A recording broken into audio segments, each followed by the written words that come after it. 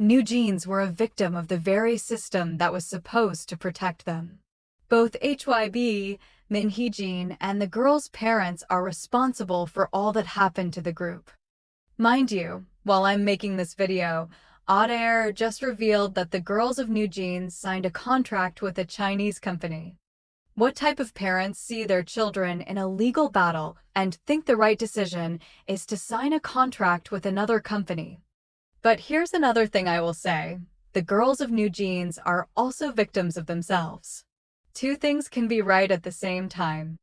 One thing that annoys me is when a new case of an idol who was mistreated by their company is revealed, and then people make edits saying that this is what NewJeans was fighting for. I'm sorry, but that's not what they were fighting for. They were fighting for Min Hee Jin. The way their fans try to gaslight you that they are these revolutionaries for idols, you would genuinely think that when one of the members was given an opportunity to speak at the National Assembly, she came with full force. However, the biggest issue she could come up with was the fact that a junior group did not bow to her. Let's clear the timeline for a bit. Hanni claims that when a junior group came to the makeup room, they greeted each other and left. Then, when they were leaving, the manager clearly told the members of the group to ignore her. She then goes on to say that she told the new CEO about what happened, but the CEO told her there was no evidence, and that was when she knew that the person who could protect them was gone. But here is something she did not mention. She actually told Min Hee Jin. Knowing NewJeans, they are not the type to go through that situation and not report it to someone. A big example of that will be what happened with the 17 members. We will get back to that later. It was later revealed in court that she had told Min Hee Jin about what happened. However, this time around, she sounded unsure of what had happened.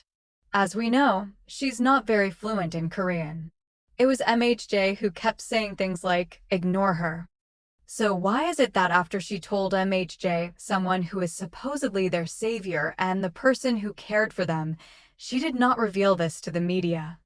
The reason I believe they brought this up is because this was actually the biggest case of mistreatment they could dig up. If they claimed any other mistreatment, then it should have fallen under MHJ. This is why they brought it up after she left and was supposedly no longer their CEO at the time. Going back to what happened with the members of 17, the girls of NewJeans had met them backstage at the Asia Artist Awards, and the 17 members tried to congratulate them on their comeback. Seungkwan said, "You are having a comeback soon, right?" But the members thought he had said they would not have a comeback. The girls misunderstood them and only later found out what he actually meant through a director. That goes to show that if something actually happened, they would have reported it. Also, if the members of 17 had never cleared the air about what truly happened, then we probably would have heard from Hanni that a member of a certain boy group told them they would not have a comeback. Let's talk about Hanni for a second, because for someone who was born and raised in Australia, she sure is obsessed with the bowing culture. Like, sister, you're not even Korean. Why are you so obsessed? She raised an issue about Bang PD not responding to her greeting. If only she knew that Bang PD did not even know V's name for several years. Whenever NewJeans and MHJ speak, they tend to contradict themselves. For example, when HYBE sued her and used her private messages in court as evidence, she complained, saying it was against her rights. Mind you, this was the same woman who, at a press conference, revealed her messages with Bang PD. The mental gymnastics make me laugh. Now let's talk about ILLIT. While NewJeans were victims of MHJ and HYBE, ILLIT were victims of NewJeans. ILLIT were at the most important moments of their career, and not only were they plagued with plagiarism accusations, but they were also being called disrespectful because of a so-called bowing incident. The audacity of Hanni to later come out and say they didn't want to involve another group, after she had clearly told MHJ that she found it funny, just shows that the girls were doing anything to ensure the contract with HYBE was terminated, even if it meant the downfall of another girl group. Let's talk about the alleged plagiarism for a minute, because the way NewJeans fans change the goalposts every month is honestly funny. At first, the girls had a Y2K concept. Then they suddenly became magical girls. Now you guys are claiming horror and backrooms concepts. This is what happens when a fandom is too idle. Also, let's establish this. Almost every idol with legitimate claims has been able to terminate their contract with their management. If NewJeans were so mistreated, why could they not terminate their own contracts? That's because the court saw that HYBE and ADOR had fulfilled every duty as a company. Then I would love to understand the narrative that some fans push, saying that HYBE did not promote them pre-debut like they did for the ILLIT Seraphim and ILLIT members. But wasn't it Hyein who told MHJ that there should be no teasers so as to let the music speak for itself? Back then, everyone praised her. But now that it is time to hate on HYBE, it has turned into lack of promotions. Be for real. It was because of NewJeans that the word HYBE payola was formed. Let's not rewrite history here.